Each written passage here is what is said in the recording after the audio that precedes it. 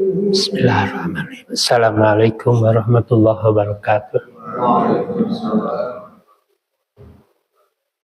Bismillahirrahmanirrahim. Anwar wa sirril asrar wa tiyaqil bhaq wa miftahil babil yasar Sayyidina Muhammadin Nabiyil Mukhtar wa alil azhar amma ba'du. Ibu dan bapak-bapak yang saya hormati, sekarang bahasan kita masih dalam surat Al-Baqarah, yaitu tentang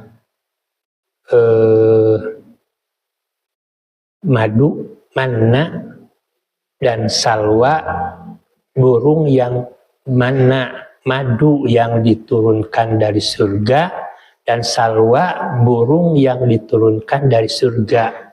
Itu terdapat dalam surat Al-Baqarah. Wa idh qultum ya Musa lan nu'mina laka hatta narallaha jahrah wa lakum suwatun tanzurun summa basnakum bal mautikum lalakum tashkurun wa dhallalna 'alaikumul manna wassalwa kulu min thayyibati ma razaqnakum wa ma dhalamuna walakin kanu anfusahum yadlimun. Nah, ini bahasan kita. Ini yang dibahas dari Al-Quran surat Al-Baqarah dan juga sebagian dari Bible, sebab videonya banyak dari Bible, tapi saya cari-cari juga dalam Al-Quran. Insya Allah mudah-mudahan kita disehatkan panjang usia. Minggu depan kita bahas yaitu tentang Nabi Musa, Nabi Khidir, dan Yusha bin Nun. 3 nabi sekaligus itu.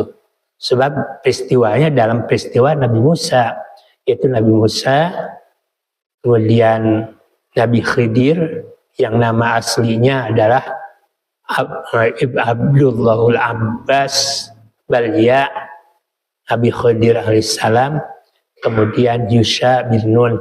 Dan ada doanya yang cukup mengagetkan kepada kita semua, doa Yusha bin Nun. Sebenarnya kita sudah tahu dan sudah hafal, tapi baru kebongkar insya Allah minggu depan. Kalau sekarang terlampau lama.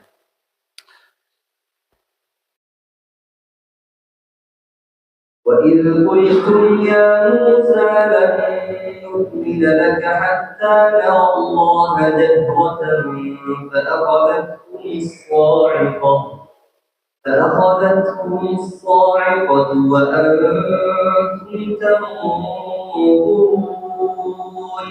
Nah, jadi gini, ketika sehabis menyeberang lautan, sehabis Fir'aun mati, nah terus perjalanan ke negeri Madyan itu berpuluh-puluh tahun mengembara di padang pasir. Nah, setelah itu mereka Bani Israel berkata, Musa, saya ini mau dibawa kemana? Bukankah engkau menyuruh kami untuk senantiasa beriman kepada Allah? Jawab nih Musa, kata Bani Israel, wa idh qultum ya Musa lan nu'mina laka hatta narallaha jahrah fa akhadhatkumus sa'iqatu wa antum tanzurun.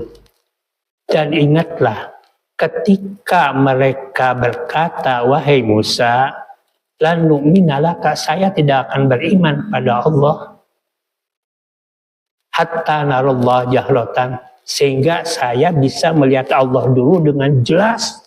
Jahrah itu jelas, eces, eces liur, eces, beres naon lah lupa-lupa, betul-betul melihat Allah tuh kayak apa gitu.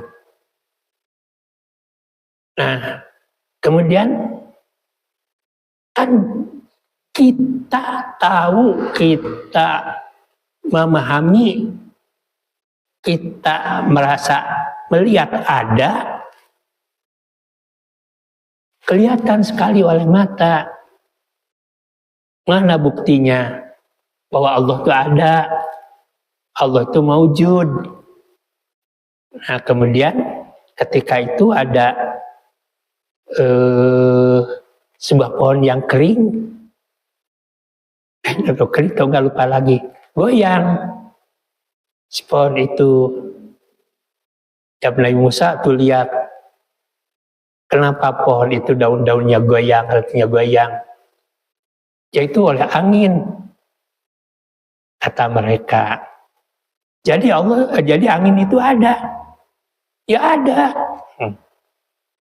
Mana buktinya?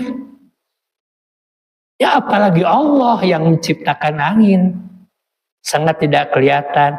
Ya tapi Musa tanya, ini kan goyang tuh karena angin terasa oleh kita. Bukti bahwa angin itu ada, tidak kelihatan. Kata Nabi Musa, berkata, kamu suatu waktu sedang duduk, tiba-tiba bunga WHTT terpuguh-puguh.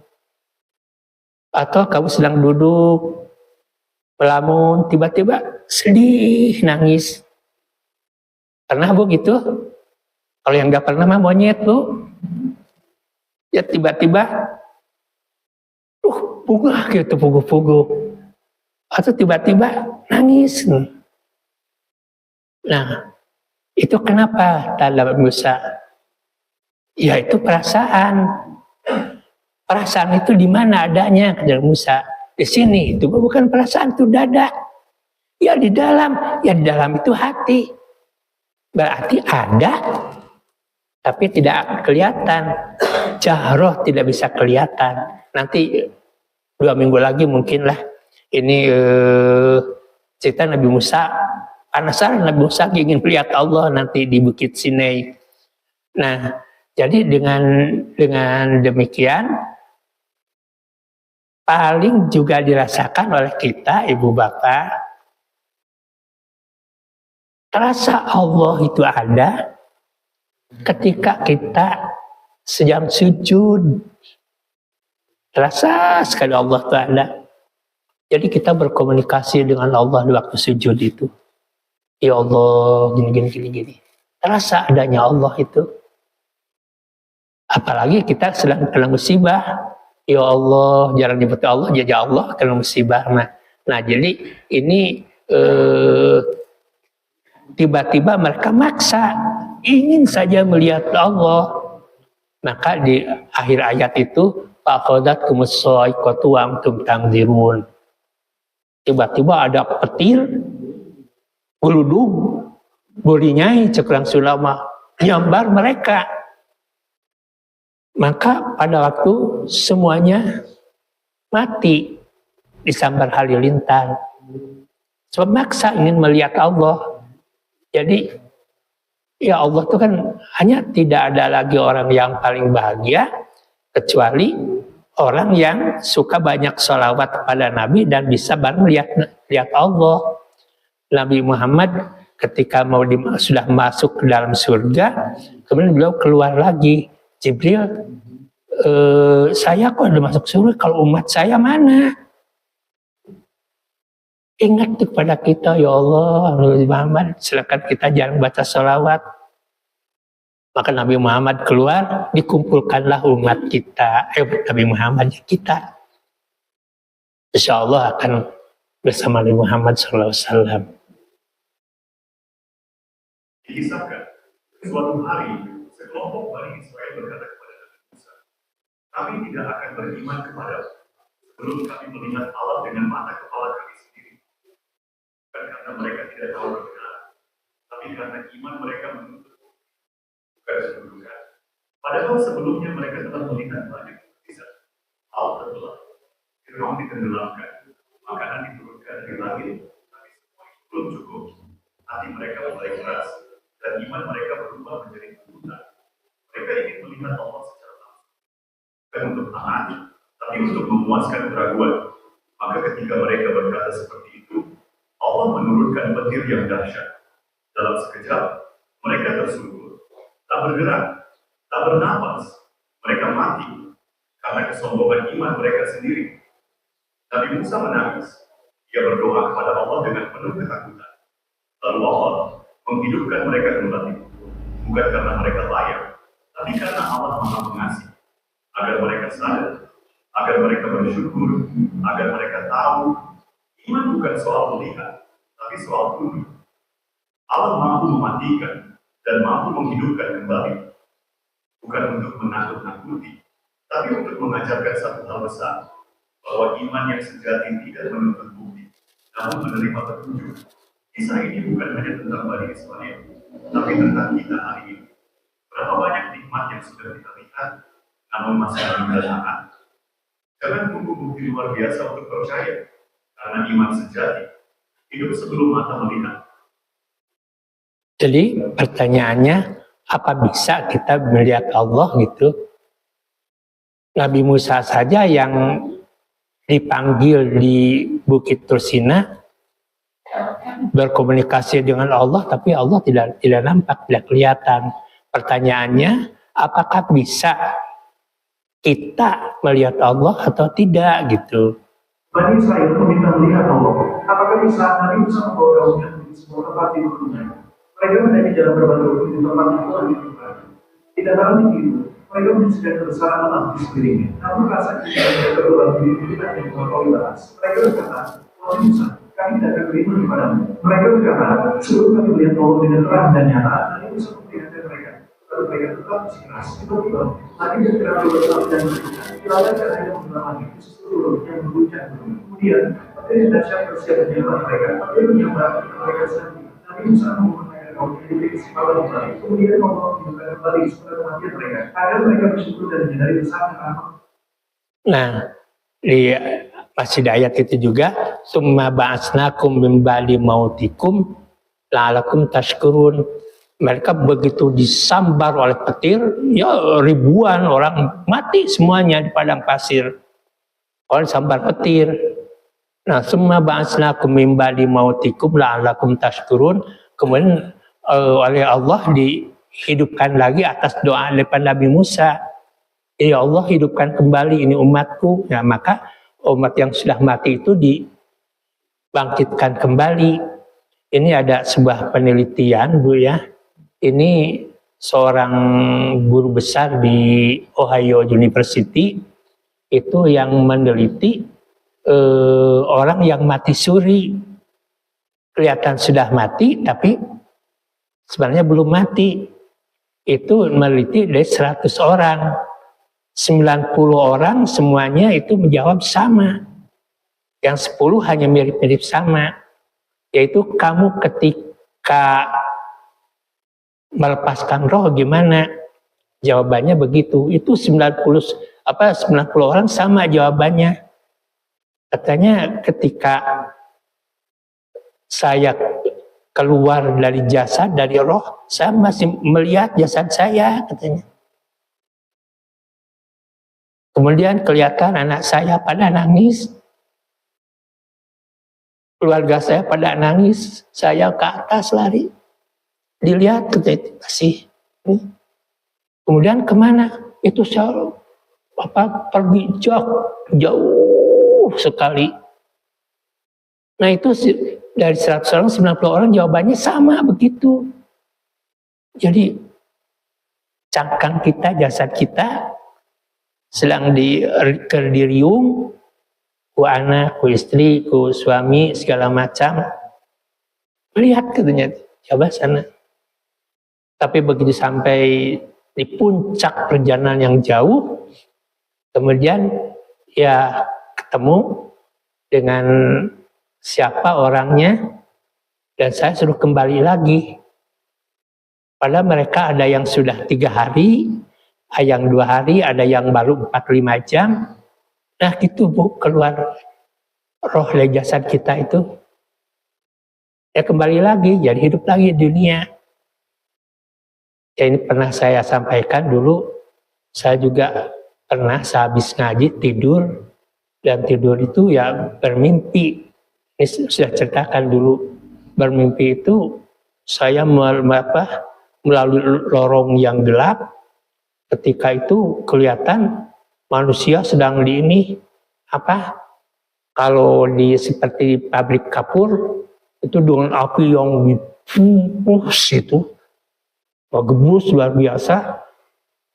Mereka teriak, sudah tidak keluar suara lagi. Wah, sudah dengan berbagai cara hangus badannya. Saya astagfirullahaladzim. Ini mimpi saya waktu itu, betul Ibu. Nah, saya terus saya melangkah. Itu ada, mereka begitu indah sekali berada di dalam sebuah taman. Jadi mereka itu taubahnya seperti orang yang baru nikah, gembira sekali. Oh, jadi ada hadis memang, mutkanomil arus, kalau orang yang soleh, wafatnya itu seperti orang yang sesudah wafat itu seperti orang yang baru nikah. Indah sekali. Terus saya jalan lagi. Nah, ini harus daftar gitu. Nah, saya daftar ke sana. Kemudian, wah nggak ada daftarnya Pak, balik lagi. Nah, ini mimpi saya dulu itu sampai begitu Allah karim. Oh, maut terjadi gitu pada waktu itu. Nah, ini juga summa ba'atsnakum min ba'di mautikum la'allakum tashkurun. Kemudian setelahnya mati kemudian dihidupkan kembali. Nah, kemudian setelahnya hidup, mereka tujuannya oleh Allah dihidupkan supaya banyak bersyukur kepada Allah gitu. Man wadallalna alaikumul ghamama wa anzalna alaikum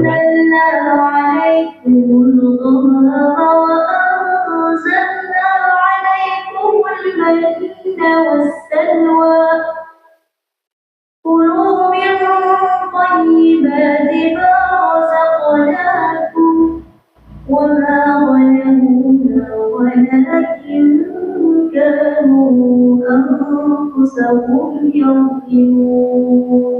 Nah, sudah hidup kembali, masih dalam surat Al-Baqarah, wadallalna alaikumul ghamama wa anzalna alaikumul manna wassalwa. Kemudian karena di padang pasir itu panas luar biasa. Nah, kemudian mohon Musa berdoa lagi kepada Allah, wa dhallalna alaikumul ghamama, tolonglah turunkan awan. Saya nggak kuat panas. Dan ini saya lapar. Nah, maka wa dhallalna alaikumul ghamama wa anzalna alaikum manna wassalwa. Kulu min thayyibatin, silahkan kamu nanti makan. Ini ayatnya yang barusan.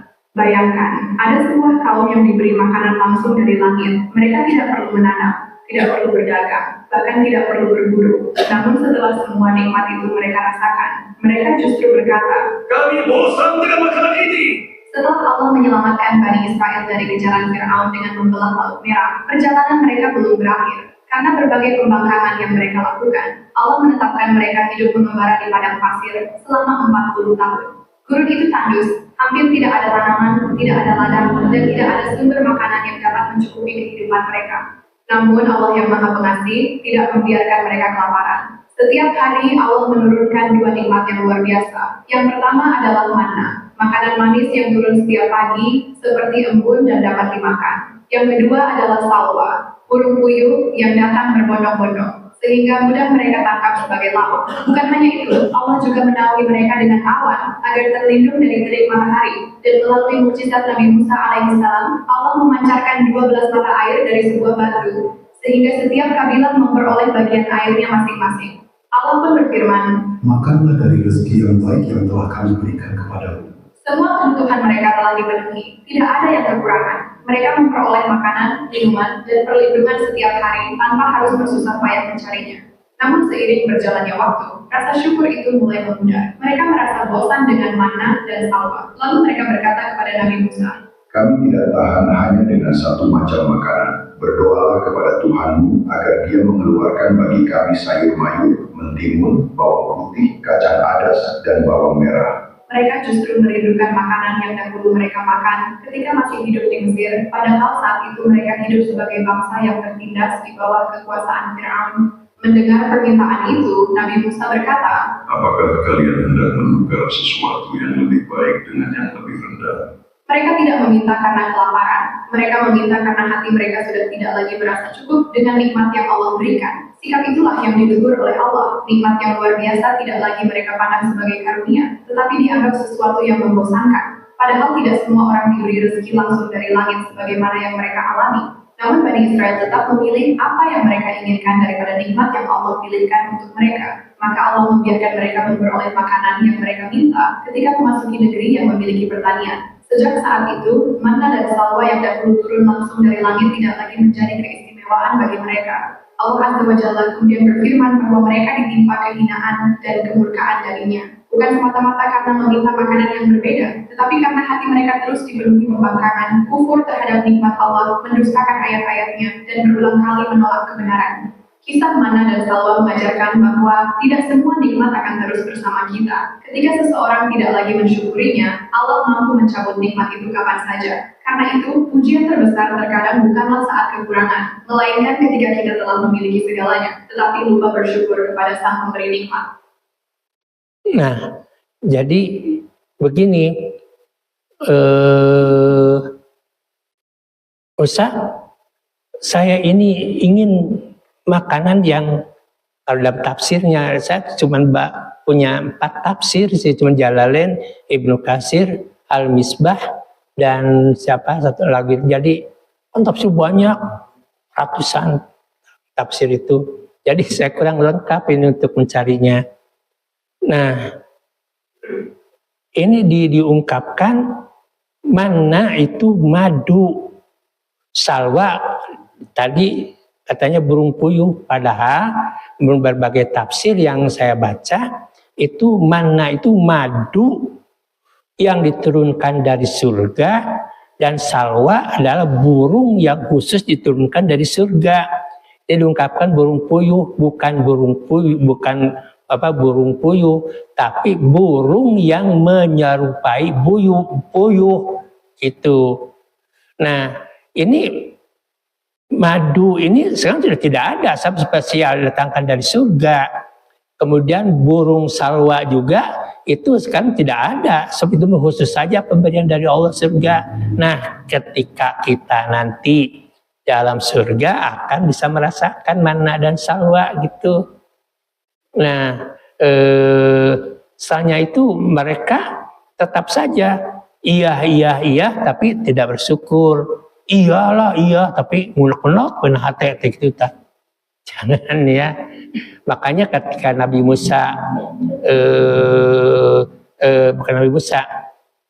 Nah, di sini wayak turunan nabi ghairi haq dzalika bima asaw wa kanu ya'tadun, dan juga mereka itu kupul lagi, tidak mensyukuri lagi.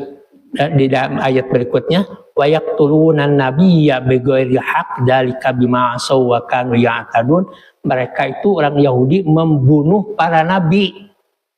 Ada 4 nabi yang dibunuh oleh orang-orang Yahudi. Di antaranya itu Nabi Yahya. Ngeri itu dibunuhnya, paling ngeri lah sadunya Nabi Yahya itu. Nabi Yahya itu dipibogoh ke hiji awewe. Bogoh pisan ke Nabi Yahya itu. Tapi Nabi Yahya nggak mau gitu. Sebab mungkin muhrim atau segala macam haram bagi Nabi Yahya. Ketika itu ada seorang pemimpin yang bogoh di KWW eta. Kata si perempuan itu, boleh saya jadi istri kamu, tapi bunuh tuh Yahya. Itu fitnah, ya Allah Karim.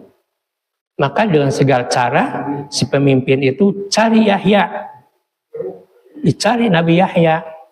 Beliau masuk dalam hutan, sulit untuk bersembunyi, tiba-tiba ada pohon besar terbuka begitu.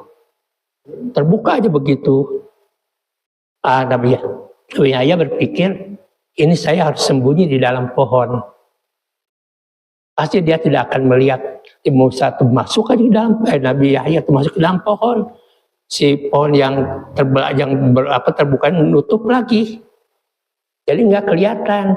Hanya begitu Nabi Yahya masuk ke dalam pohon, sorbannya ditarik oleh setan, oleh iblis. Sehingga sorbannya sebagian nongol keluar. Ketika itu orang yang mengejar Nabi Yahya sulit. Di mana nih Yahya? Dicari kemana-mana nggak ada. Bahkan banyak juga yang bersandar ke pohon itu karena sangat besar. Kemudian setan itu berwujud seorang kakek-kakek. Kemudian ditertawakan, katanya kamu tuh gagah. Cari Yahya nggak ketemu. Tuh lihat, tuh ada sorbannya keluar. Maka ketika itu semuanya menggergaji pohon di atas kepala Nabi Yahya. Kemudian kira-kira 1 jengkal dari kepala Nabi Yahya. Kemudian oleh Bani Israel itu digergaji dan dibelah dari sini. Itu sesuai dengan bunyi gergaji. Srek, srek, srek. Ilahi hiya karim, karim faghfir dzunubana. Allah bijahil Mustafa, Allah farid alaina.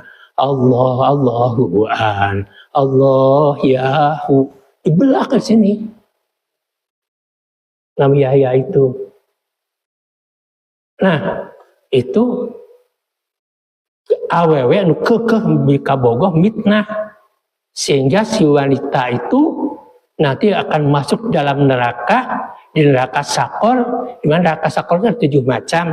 Neraka sakor itu paling bawah, di mana jin, setan, iblis di sana di neraka itu.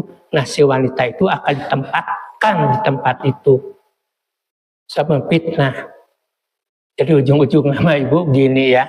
Kalau saya berpikir orang yang difitnah itu sebenarnya enak Pak. Dosa-dosa kita ditanggung oleh dia. Jadi kita ketika kembali pada Allah sudah bersih, dosanya ditanggung oleh dia. Sebenarnya gitu. Sehingga Sayyidina Ali pernah berkata begini, mana ya orang lah, saya pengen difitnah lagi. Jadi berbohong, memfitnah itu sekali lagi berada dalam neraka sakor yang abadi selamanya. Itu di nerakanya bersama iblis, setan, dan jin. Na'udzubillah min dzalik. Nah, itu jadi ada 4 nabi ini yang dibunuh oleh Yahudi. Wayak tulunan nabiyya, dan mereka mereka membunuh nabi ya, para nabi. Nabi ya, nabi gue hak tanpa ada hak. Nah, kemudian sekali lagi, kalau zaman Nabi Isa diturunkan Allahumma anzil alaina ma'idatan minas sama'i taqulana 'aidan li awwalina wa akhirina wa ayatan minka warzuqna wa takhir raziqin. Kalau zaman Nabi Isa, wahai Isa, saya ingin makanan yang spesial. Maka Nabi Isa berdoa, kemudian turunlah ma'idatan minas sama'i, yang surat Al-Maidah, ma'idatan minas sama'i, turunlah makanan dari langit yang spesial. Nah, kalau pada umat Nabi Musa, manna dan salwa tadi. Manna itu madu, salwa burung. Burungnya burung salwa. Sudah, jadi manna dan salwa sudah tidak ada nanti di surga. Kalau kita insya Allah ketemu di surga. Nah, kemudian jadi kalau gitu manna dan salwa adalah makanan dari langit yang diturunkan oleh Allah. Salwa yang diturunkan Allah untuk kaum Bani Israel. Semoga yang trip dimudahkan kedua tanah suci Mekah dan Madinah.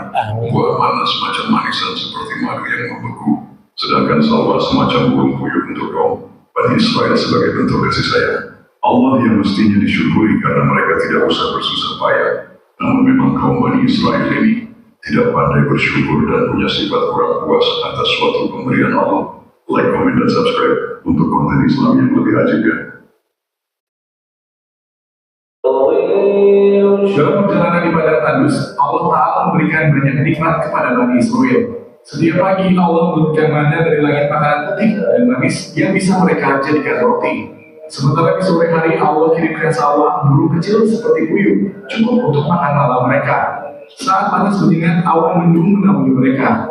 Ketika kehausan melanda, Allah perintahkan Nabi Musa memukul batu, lalu memecahlah 15 mata air cukup bagi setiap suku. Namun semua itu belum cukup membuat mereka bersyukur. Mereka malah meminta makanan lain seperti sayur, bawang, dan ketimbun makanan yang biasa tumbuh di negeri Mesir.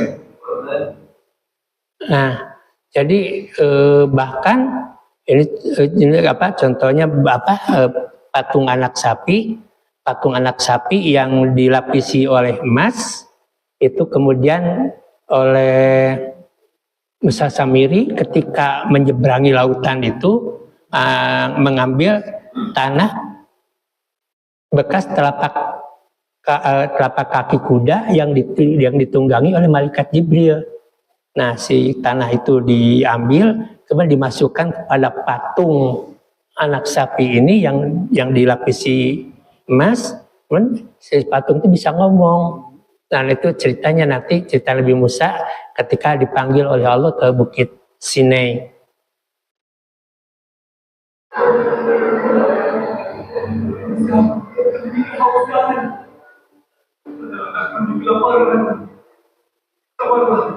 Pertolongan Allah akan datang. Doalah kepada Allah. Ya Rabb, kasihanilah umat. Mereka kehausan dan kelaparan. Ya Allah. Amin.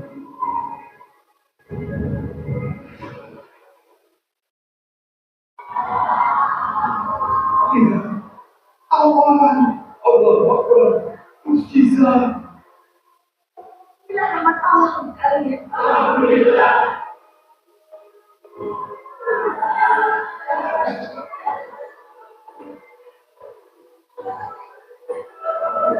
Makanan dari langit rasanya seperti madu. Karena rezeki dari Allah. Alhamdulillah. Alhamdulillah sekali. Allah.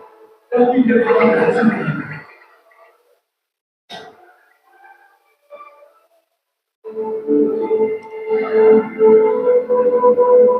Makanlah, ini rezeki Allah. Aku tidak pernah merasakan makanan senikmat ini. Bersyukurlah atas nikmatnya. Alhamdulillah. Wahai kaumku, dengarlah.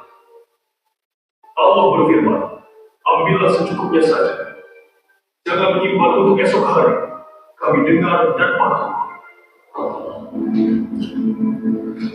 Siapa tahu besok tidak turun lagi. Simpan saja untuk jaga-jaga. Diam. Kali lain.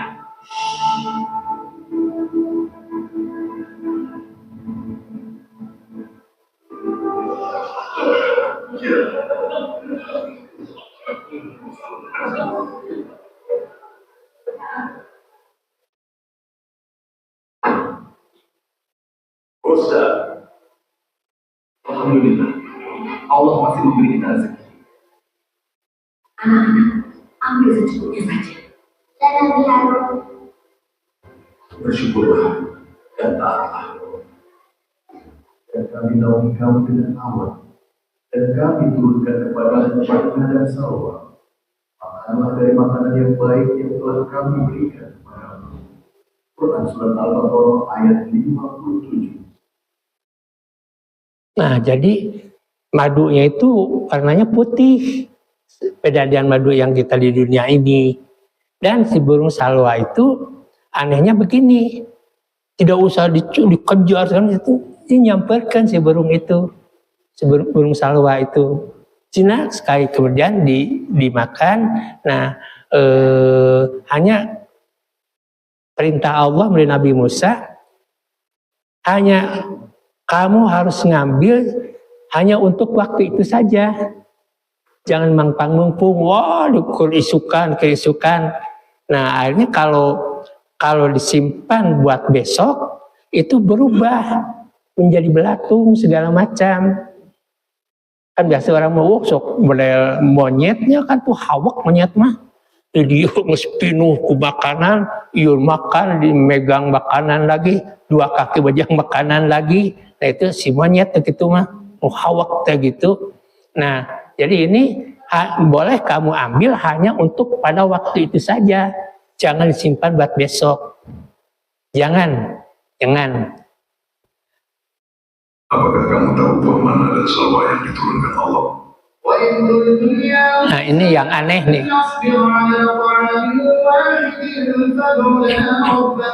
فادع لنا ربك يخرج لنا مما تنبت الأرض من بقلها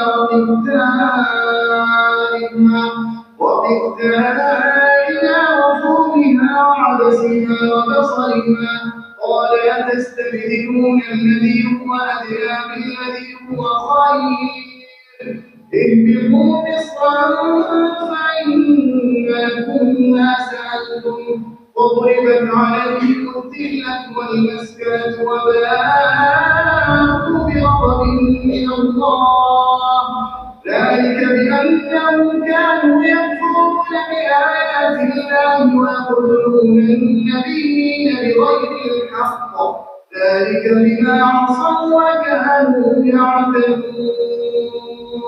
Nah, cerita tadi wayaqtuluna nabiyina bighairi haq, mereka itu membunuh para nabi yang 4 itu, di antaranya Nabi Yahya yang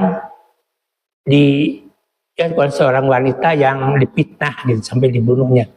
Nah, setelah itu Musa, saya ini udah bosen, cobalah cari makanan yang lain. Wa kuntum ya Musa lan nasbiru ala tu'ami wahid. Ketika mereka berkata, Musa, saya ini udah bosen lah, udah jenuh, nggak sabar lagi. Dan ala tu'ami wahid, masih makannya itu juga.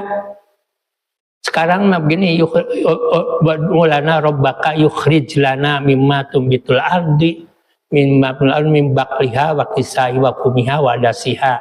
Saya minta sekarang diganti dengan makanan yang tumbuh di bumi.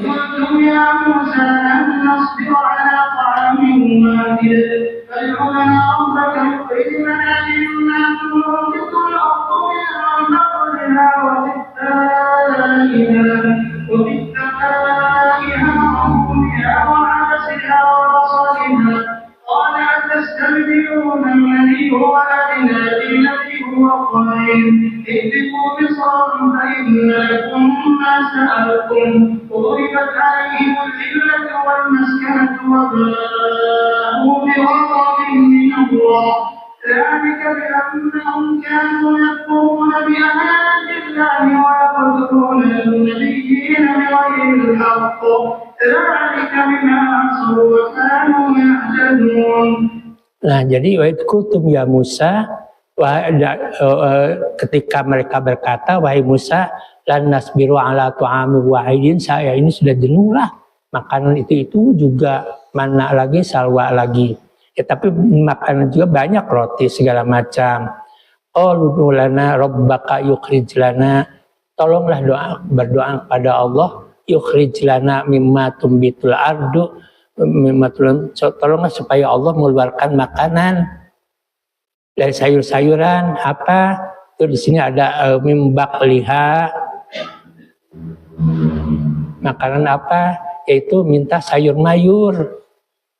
Kemudian waqisaiha, saya juga minta makanan bonteng. Ada di ayat 6. Saya dulu kan begini Pak ya, buat pesantren kecil di sini tuh Agus di antaranya. Agus dulu itu baru sampai sini bahasa Al-Qur'annya itu dulu itu Agus kan di sini tuh. Jadi menulis tafsir dari Ibnu Katsir. Ini baru sampai sini dulu, masih ingat sekian puluh tahun yang lalu. Jadi imbaqliha, saya minta sayur mayur, waqisaiha, saya minta bonteng. Ada dalam surat Al-Baqarah ayat 61, boleh lihat itu. Kemudian apa lagi? Wafumiha, saya ini ingin bawang putih. Kemudian wa'adasiha, dan kacang adas. Di Arab ada kacang adas itu. Wabasoliha, dan juga bawang merah. Jadi Musa, saya ini udah jenuh lah, itu mana salwa. Saya ingin sayur mayur. Itu daripada apa? Daripada sayur mayur, wa kisaiha bonteng, wa pumiha bawang putih, wa adasiha kacang adas, kemudian wa basoliha bawang merah. Ya kasep orang, kasep ibu-ibu ya Bu ya, ini mentaya ya tadi Bu gitu. Nah, diturunkan itu, kemudian la tastabdiluna alladhi huwa adna billadhi khair. Kok kamu gimana? Ini makanan yang istimewa di surga, minta lagi dengan makanan yang lebih rendah daripada surga. Ayang naon atuh dengan Musa. Ya itulah jadi bakisa iha bonteng baku miha bawang merah wa adasiha kacang adas kan babasolya dan bawang merah. Itu kan kamu itu lebih rendah nilainya. Ihbitu misrong fainalakum masautum dari batal wadillah wal maskanah. Kamu pergi. Nabi Musa diusir. Yang kekehayang eta teh wabah ubi godobi minallah dan kamu akan dibenci oleh Allah. Kamu dikutuk oleh Allah. Fainalakum masautum wa duribat wadillah wal maskanah. Wabah ubi godobi minallah dibenci kamu oleh Allah bi annahum kanu yakfuruna bi ayatillah wa yaqtuluna nabiyyi nabi ghairil haq karena kamu sudah ingkar dari ayat-ayat Allah dan membunuh para nabi yang tadi itu.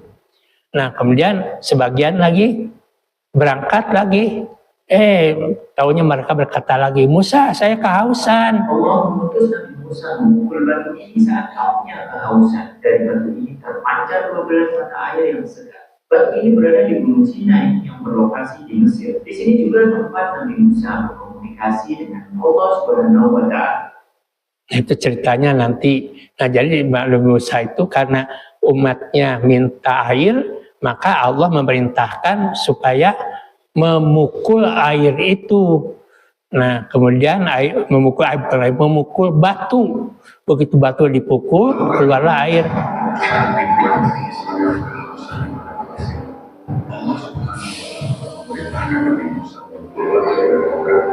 Atas perintah Allah, Nabi Musa memukul batu itu.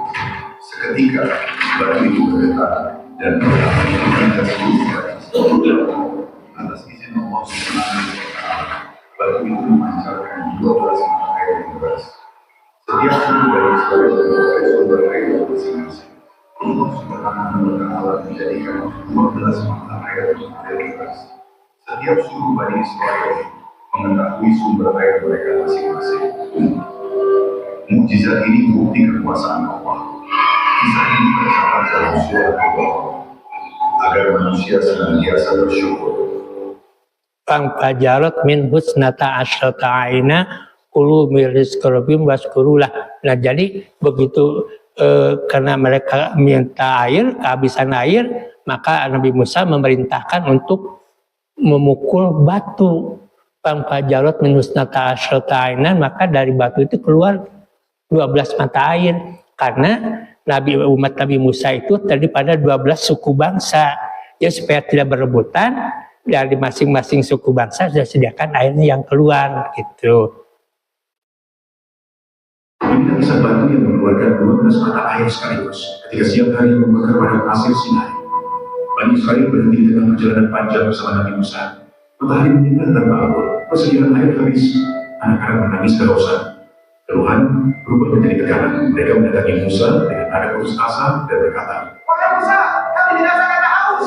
Nabi Musa berdiri di atas pasir, menengadah di langit, berdoa mohon pertolongan Allah, lalu turunlah perintah untuk memukul sebuah batu dengan tongkatnya. Musa mendekati batu besar yang keras dan kering. Ia mengangkat tongkatnya dan memukulkannya sekali. Sekejap, batu itu retak, lalu 12 mata air memancar sekaligus, menyembur deras ke segala arah, membelah tanah tandus dengan suara gemuruh yang mengejutkan. Orang-orang terdiam, anak-anak berhenti menangis. Seorang dari mereka berseru bercampur takjub. Ini dari batu. Air mengalir jernih dan setiap orang minumnya. Dan tahu, kisah ini mengajarkan bahwa Allah bisa menolong dari hal yang tidak disangka. Bahkan dari batu di padang pasir, manusia harus percaya kepada kekuasaannya dan tidak mudah putus asa saat kesulitan datang. Saat mendapat nikmat, kita harus bersyukur, tidak berebut dan tidak membuat kerusakan. Tahukah kamu? Ada kisah luar biasa di Al-Quran saat Nabi Musa alaihissalam memukulkan tongkat ke batu dan tiba-tiba air memancar deras dari batu yang keras. Waktu itu Bani Israel sedang tersesat di padang pasir. Matahari menyengat tenggorokan kering. Mereka berteriak pada Musa, "Wahai Musa, kami kehausan." Lalu Musa berdoa dan turun perintah dari langit. Pukullah batu itu dengan tongkatmu. Al-Baqarah ayat 60. Musa pun mengangkat tongkatnya, menghantam batu besar di depannya. Dan air memancar keluar, jadi 12 mata air, cukup untuk setiap suku minum tanpa berebut. Tafsir Ibnu Katsir menyebut, Air itu keluar bukan karena kekuatan Musa, tapi karena Musa taat pada perintah Allah. Kadang hidup kita terasa sekeras batu, tapi jika kita taat, bahkan batu pun bisa mengeluarkan air.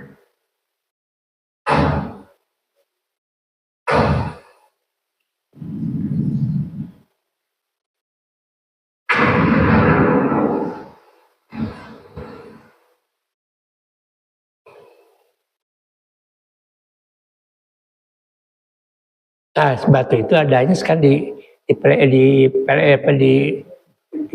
Gunung Tursina, Watini Wasaitun Waturisin Wahadal Baladil Amin.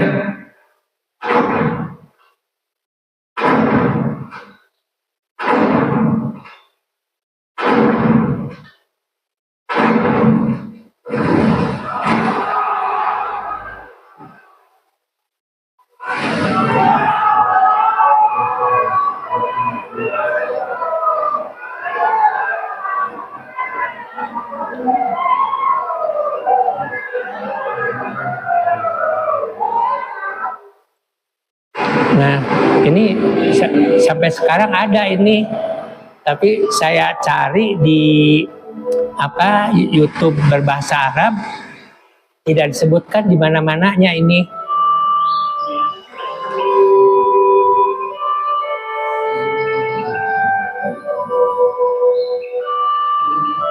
Ini kondisi sekarang ini.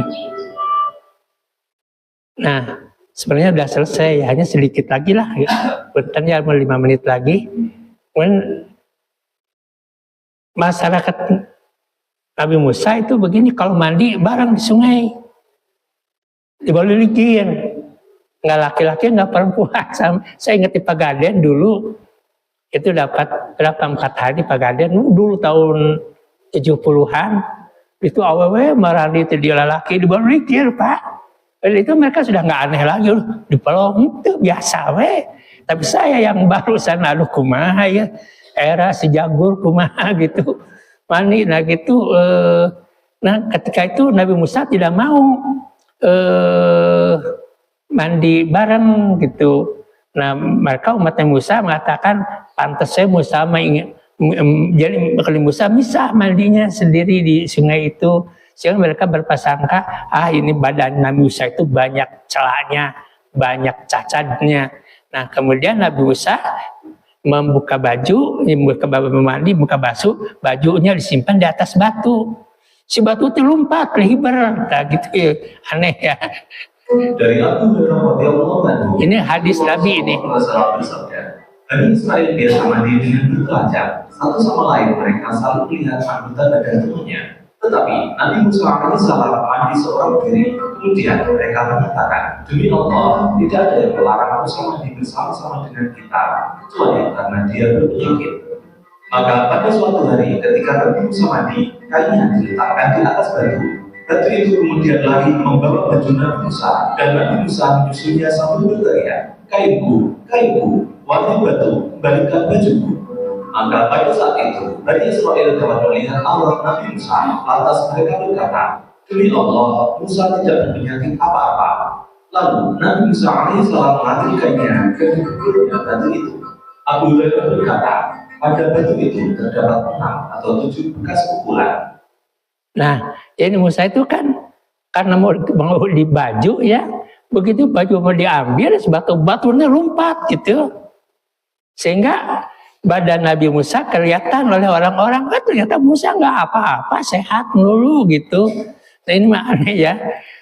Ini dari hadis. Musa alaihissalam mengejar batu sambil berteriak. Sahabat Muslim, Rasulullah SAW bersabda dalam hadis sahih riwayat Bukhari dan Muslim. Dahulu Bani Israel biasa mandi telanjang bersama, tapi Nabi Musa alaihissalam selalu mandi sendirian hingga mereka mulai berprasangka mungkin Musa menyembunyikan aib pada tubuhnya. Suatu hari Musa alaihissalam mandi di sungai dan mengenakan pakaiannya di atas sebuah batu. Tiba-tiba batu itu bergerak membawa lari baju Musa. Maka Musa alaihissalam berlari mengejar batu itu sambil berteriak, hai batu, bajuku, bajuku. Kaumnya pun melihat tubuh Musa dan mereka berkata, demi Allah, Musa tidak punya cacat apapun. Akhirnya Musa alaihissalam berhasil mengejar batu itu, mengambil pakaiannya dan memukul batu itu berkali-kali hingga di batu itu masih tersisa bekas pukulan. Lalu Allah Subhanahu wa taala menurunkan ayat dalam surah Al-Ahzab ayat 69. Jangan kalian seperti orang-orang yang menyakiti Musa. Lalu Allah membersihkannya dari apa yang mereka tuduhkan.